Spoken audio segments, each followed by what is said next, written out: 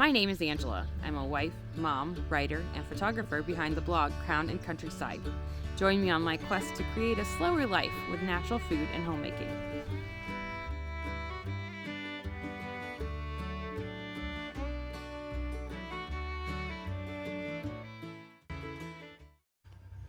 Hello, welcome to the channel this week. We are looking at some summer traditions that I just love. So many of our time-honored traditions that I'm trying to go back to with gardening and canning and making everything about the home and the family. So much of it begins in the kitchen. So this week is packed with some recipes. Almost everything is very simple. It's just a way to just indulge in the delights of summer without a lot of time and stress, and hopefully you and your families will enjoy this. The one that is not quite as simple is the vanilla ice cream with the ice cream maker, but it's still not too bad. So I think that you will enjoy these. I've time-stamped them all below so you can skip to the parts that interest you the most. This week I had some events coming up at church, and I thought it would be just lovely to make some summer treats. So I don't grow my own lemons. I would love to have a greenhouse where I was able to grow tropical things or citrus. But I went to the store and bought some bags of lemons and made some good old-fashioned lemonade. There's nothing in this except for the lemons, sugar, and the water, and I think that makes it just so delicious. The thick lemon slices really just diffuse into the water and make just a beautiful lemonade. At first I was nervous about it because I've always used either a mix or some kind of concentrate, and you really don't need it. All you have to do is slice up some lemons. And the one thing that is actually part of a process that you have to do is you have to boil the water to dissolve the sugar into it, similar to a sweet tea or something. But if you just float lemons in it, refrigerate it overnight, it's an amazing lemonade. I always compost all of my food scraps, so I put the lemon scraps into a bowl. If I had chickens, I would give them to the chickens, but I don't.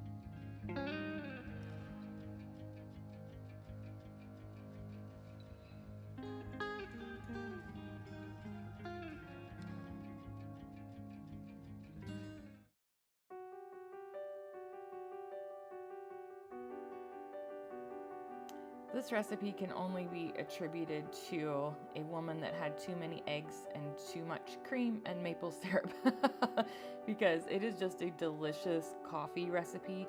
I actually did not create this. I have to give credit to Caitlin from Fallen Oaks Farm for teaching me this. It is so good.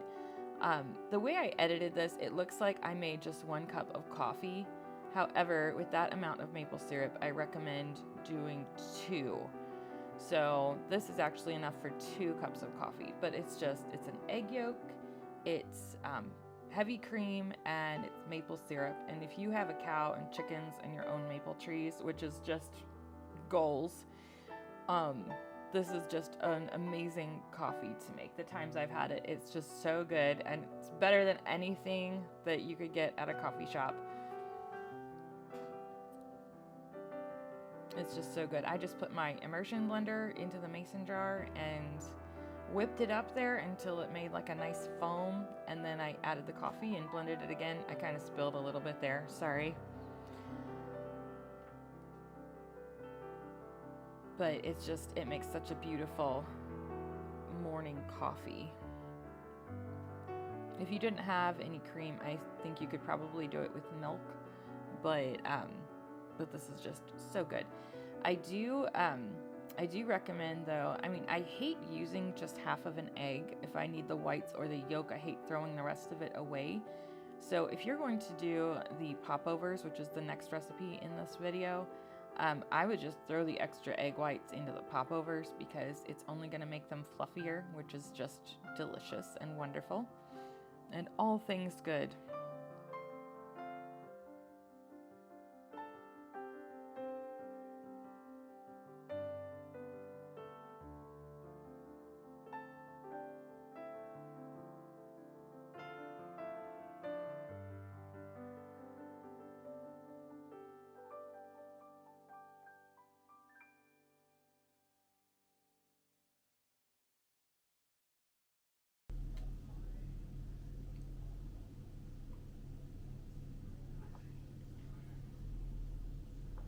That's super good.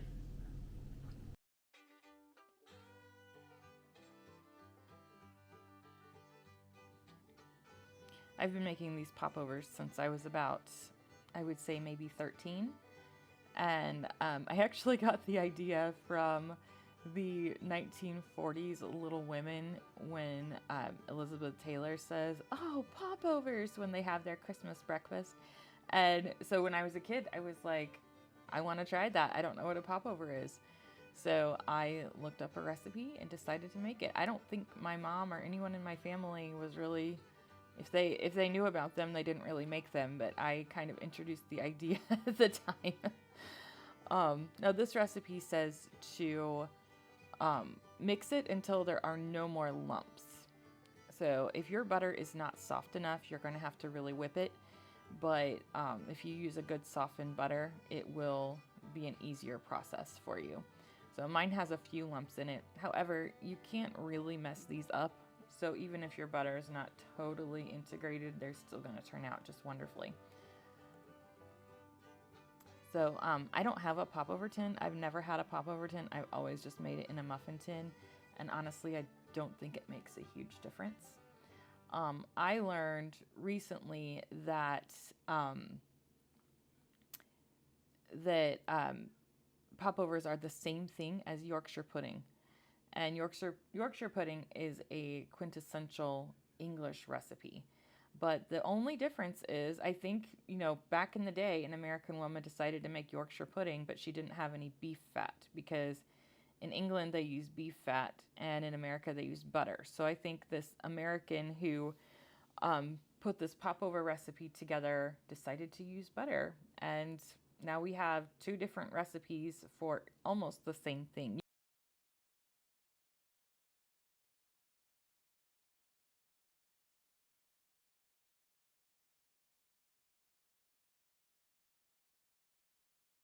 I'm just putting these in the oven now. The secret to a good popover is once these go in and they're preheated and they start rising, do not open the oven door because they will collapse. So that is my little tidbit for today. but we'll take a look at these again when they come out.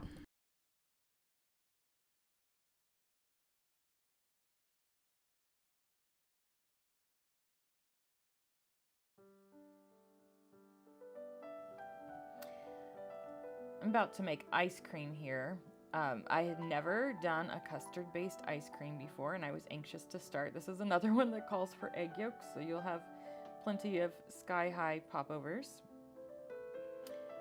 But this was a lot. It was complicated. There were things that you had to do definitely to keep the process going, but it was not difficult.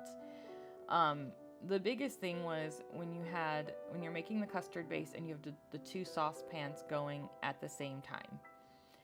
So you have the one saucepan, which is your eggs, sugar, and vanilla, and the other one, which is your milk and cream. You don't want either one to cook into a solid, and you don't want either one to boil.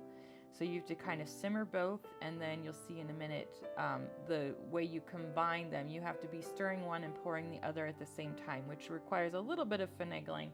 But I promise you, if I am able to do it, anyone is able to do it, because there is no bigger klutz in the world. So the ice cream turned out just wonderful, and you'll see in a minute. I used the KitchenAid ice cream attachment. I had never done anything like this before. The closest thing I done was like a Vitamix ice cream, where you just blend cream and berries or something, which does make a wonderful, delicious summer dessert. I'll have to put that on the blog someday, but it's not actually ice cream, so I wanted to try a real ice cream recipe.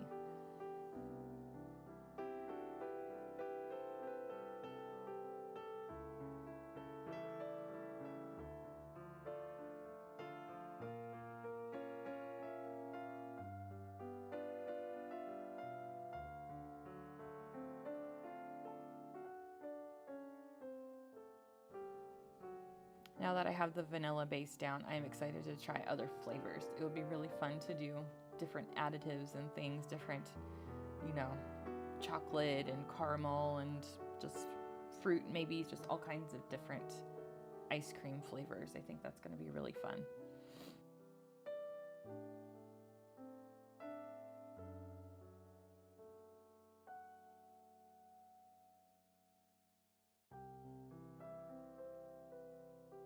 Cooking with a small amount of counter space is always interesting, so my cold burners always become extra places to put things. You just have to be careful to not turn one on that isn't supposed to be on, but such is life in a small house.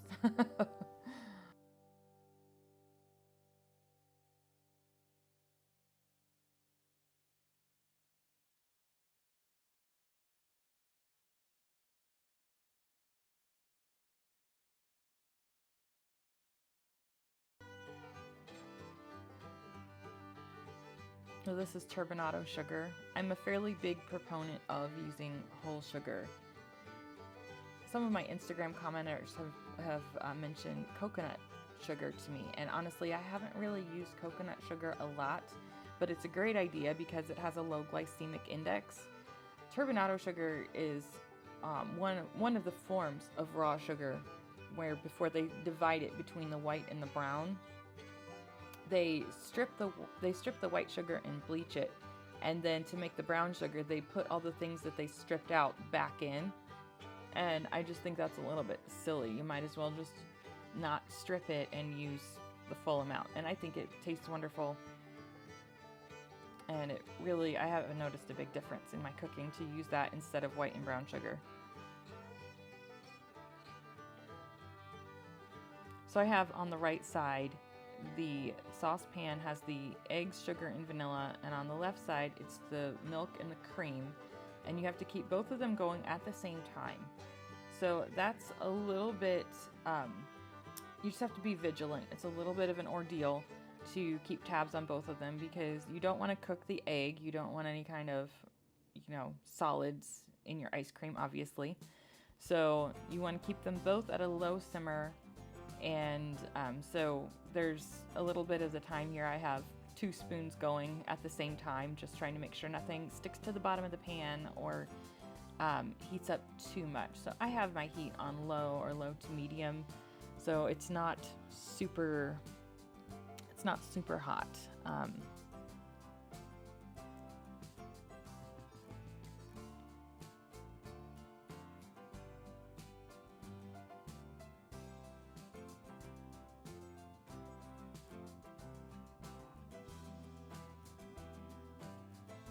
Just trying to keep the air circulating through the milk so it doesn't burn.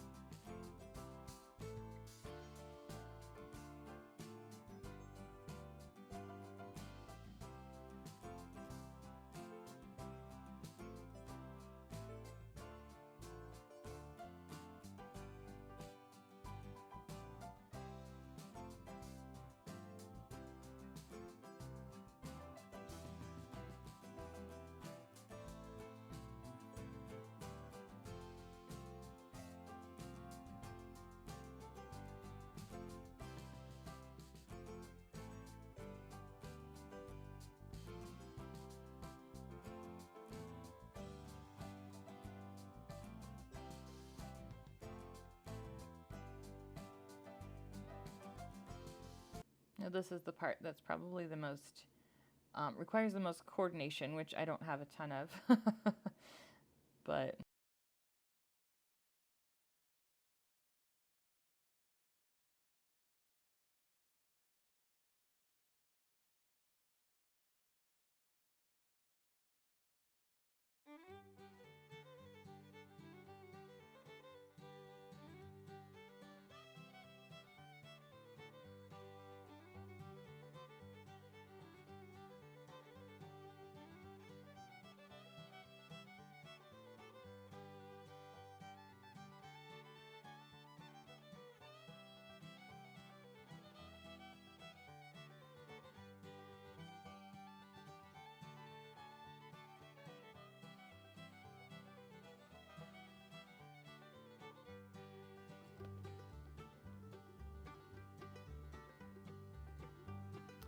When it's done cooking, I put it in the refrigerator overnight because you do want it to be nice and cold when it goes into the ice cream maker.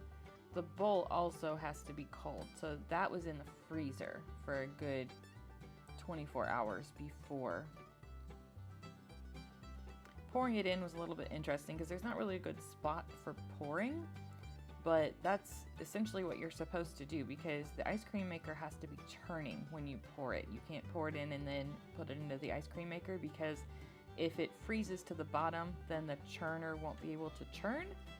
So you want it to begin churning before the liquid hits it. So there's really not a good spot to pour it in, but it worked. It totally worked. And as you can see here, I can't believe the magic that happens. Just the chemistry of heating up these ingredients and then cooling them down again, and you can get this amazing vanilla ice cream. I'm very pleased with the way this turned out. I think the KitchenAid mixer did a great job. The recipe was solid. I'm just pretty happy with that.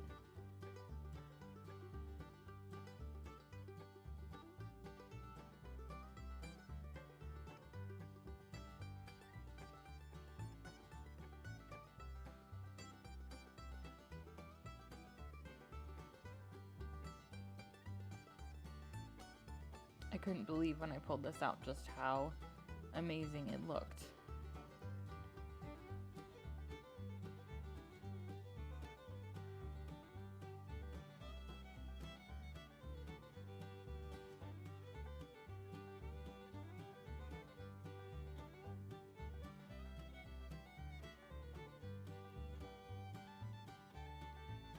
I got this little ice cream tub off of Amazon and I'm pretty happy with it. It's great for scooping.